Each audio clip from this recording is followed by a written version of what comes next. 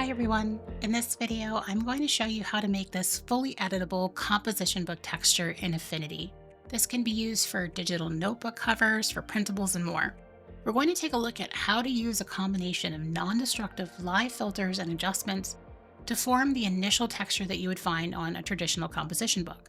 Then we'll look at how to quickly change the color of our texture using a fill layer.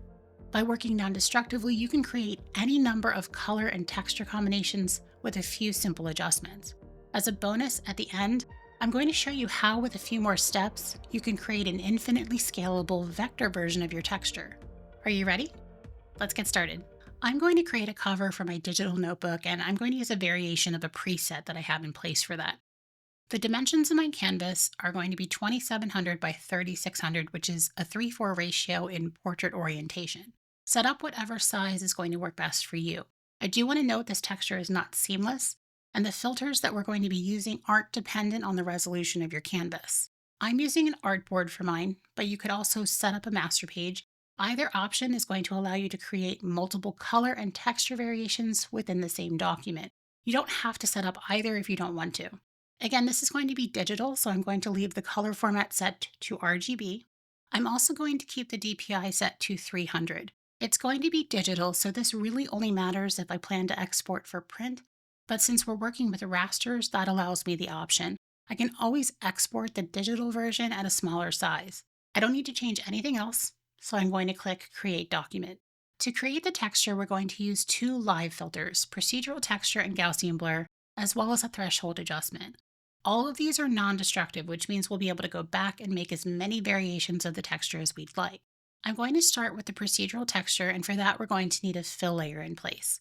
Procedural textures allow us to manipulate pixels using functions and user-defined variables. So pixels need to be in place first for it to work. I'll head up to the menu at the top and I'm going to choose Pixel and New Fill Layer. It's going to fill the layer with anything that you have selected in your swatches here. The color doesn't matter, it's actually going to disappear in a moment. I want to deselect my fill layer by clicking anywhere on the canvas. I don't want this selected because I want my procedural texture to sit above it rather than be clipped inside of it, otherwise it's not going to work. Now there are two versions of procedural texture, a destructive and a non-destructive filter. And we want our texture to be editable, so we're going to go with the non-destructive version. I can either go up to the pixel menu at the top, or I can go right down to the bottom of the layers panel and choose these filters here and select procedural texture. And you can see this dialog box pops up. I'm going to go right to the presets here, and you can see I have a number of options here. I want to go down here to the noise where you'll see simple Perlin noise, and thin clouds. I'm going to select Perlin noise because of the three options here, it's going to give the most flexibility to dial in the texture. If you're coming from Photoshop, this would be Affinity's version of render clouds. I'm going to head right to the bottom to these custom inputs here. Octaves controls the complexity of the texture. Now it doesn't do much past 7. You can see it's not changing much as I go up on the scale, but as I go down, the texture is going to become more blobby and blurred, and I lose a lot of the graininess. I'm going to keep that at about 7. Persistence is going to make it more blurry or grainy as well. The higher the number, the more granular you're going to get. The lower the number, the more blurred. I'm going to set mine to right about here. Contrast and brightness are going to do exactly what you would expect. I'm going to leave the brightness as is, but I am going to boost the contrast more. I want the blacks in this texture to stand out because that's what's going to eventually become the main texture. And then finally, the cell count is going to zoom in and out on the texture. The higher the number, the more it zooms out, and you'll have much smaller cells and more of them. The lower the number, the more it zooms in, and you'll have larger cells and less of them. I'm going to set this to about 45. One final thing I'm going to do is go up to the top here and click on Preserve Alpha. That's going to prevent any of the textures from pulling away from the sides. That's something that's going to show up in the final texture, so I usually just turn that on just as a default. Now that's all that I need to do in here in the procedural textures. If I want to change this texture, I can always come back in and adjust the variables at the bottom. Next, I want to add a Gaussian blur. I'm going to go back down to Live Filters and select Gaussian Blur, and I'll set mine to about 3 pixels, and I'm going to click on Preserve Alpha again for the same reason. This is going to knock back some of the singular bits of texture and smooth the lines out slightly without losing that overall granular feel of the texture. I find it easier to do this with a blur rather than the variables in the procedural texture filter because I don't want to lose all of that noise. I just want to smooth it out a little bit. We're done with the filters. Finally, I'm going to add a non-destructive threshold adjustment. So I'll go down to the bottom here and choose threshold.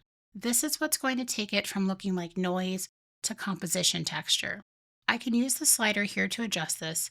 As I slide to the left, it's going to add more white pixels and less black. If I slide to the right, it's going to add more black and less white. Again, I want more black in this than white because that's going to become my final texture. So I'm going to set this probably to about 65. Again, I can always come back in and adjust this because it's non-destructive. And that's it. I'm going to group all of these up. So I'll select my fill layer up to my threshold and Command or Control G. This is all editable, so I want it accessible when I want to change this texture. I'm just going to rename this composition book texture. Now, finally, while a traditional composition book is black and white, I want to be able to change the color of the black texture on the page, leaving the white background. So I'm going to go up to my pixel menu again and add another fill layer to the top. Now you can see this is completely opaque. You're not seeing anything through. In order to apply the color just to the black areas and leave the white alone, I'm going to go up to the top here and change the blend mode of this to screen. So you can see the white is coming through and the black has been turned pink. And I can go over here to my swatches and change this to any color I'd like, and it's going to leave that white alone. Again, all of this is non-destructive, so even with that fill layer in place, if I want to open up this group and make adjustments to either the two filters or the threshold adjustment, it's going to change the texture and you'll see it live here in the pasteboard. So I'm going to go into my procedural texture and let's adjust the contrast and maybe change the cell count and bring it up even further to maybe 60. I'll leave the brightness alone. Let's play with the persistence a little bit. I'm going to give it a little bit more of that crunchy texture that you see in that composition book texture.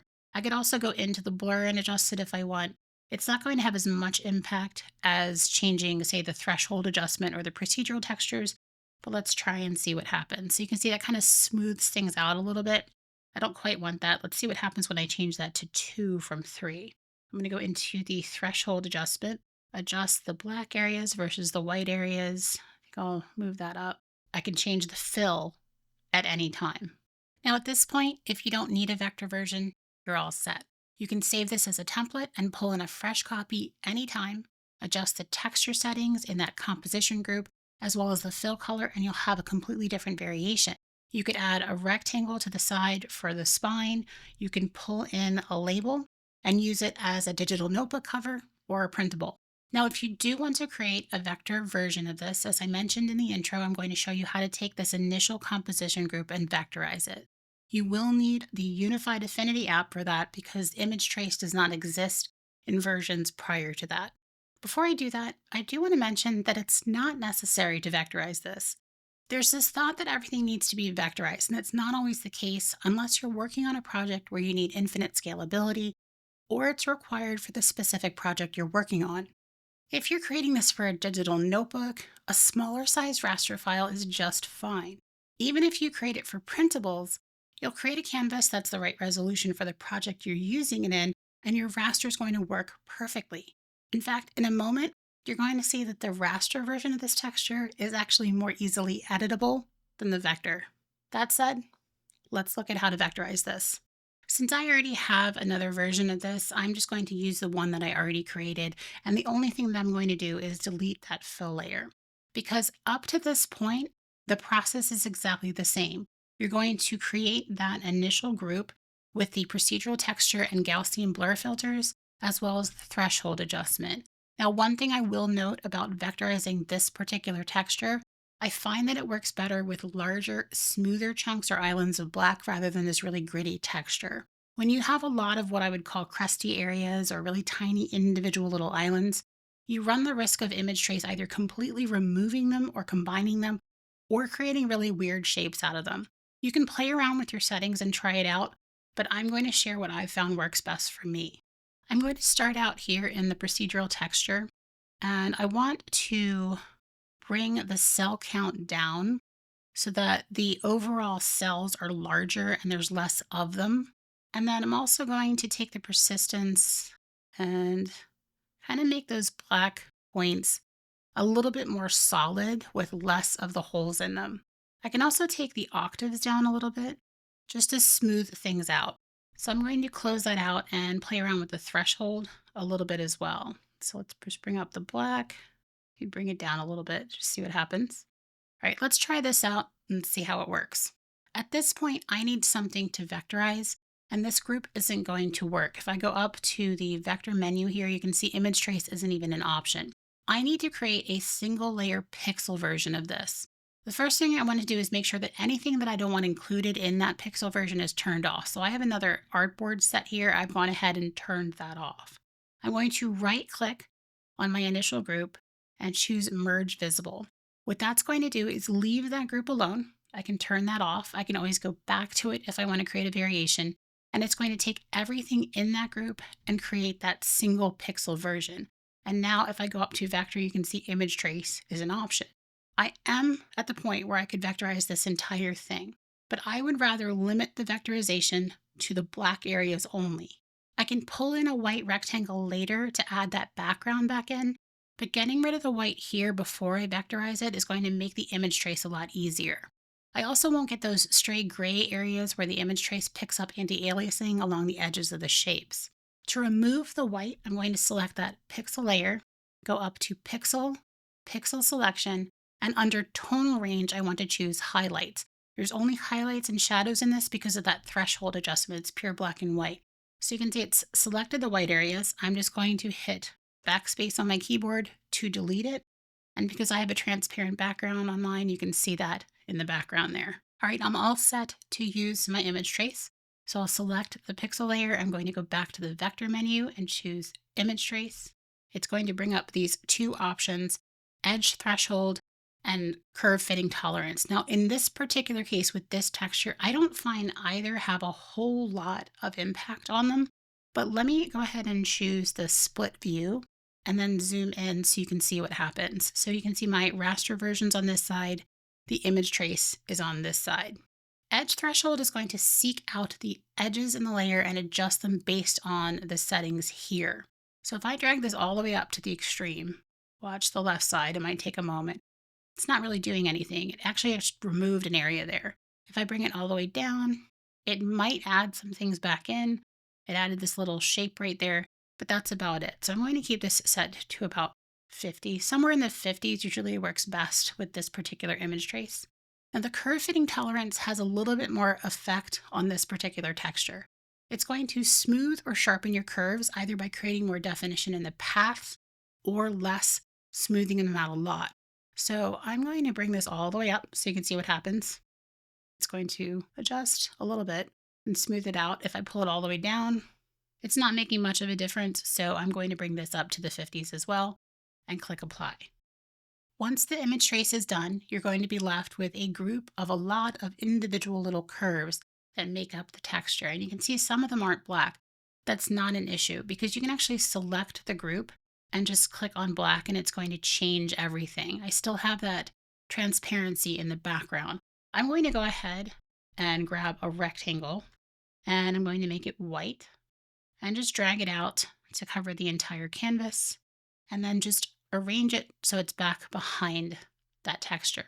Now you have two options at this point. You can leave this as a group of curves because you saw that I can just click on a color and it's going to change whatever's in that group to whatever color's in place. If you want to have a single curve and your system can handle doing this, you can also select the group, go up to the add function at the top, and it's going to add it all together as a single curve.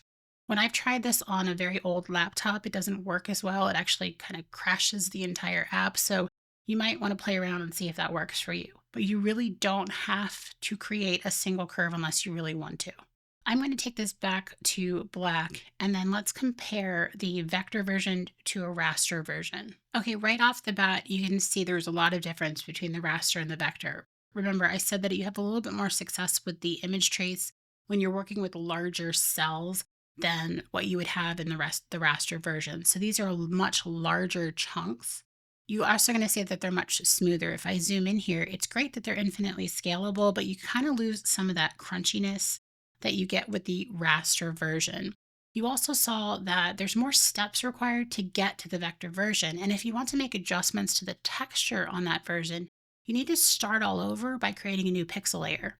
I think the raster version is a little more true to the composition texture that we're trying to capture here. And again, you can more easily change the color with a simple fill layer.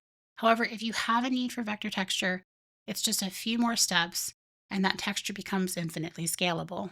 If you have any questions about what we covered in this tutorial or a suggestion for a topic you'd like to see covered here on my channel, let me know in the comments below. I have lots of similar tutorials in the works, so be sure to hit subscribe so you always know when new content is published. In the meantime, you might want to check out one of these two next. Thanks for watching!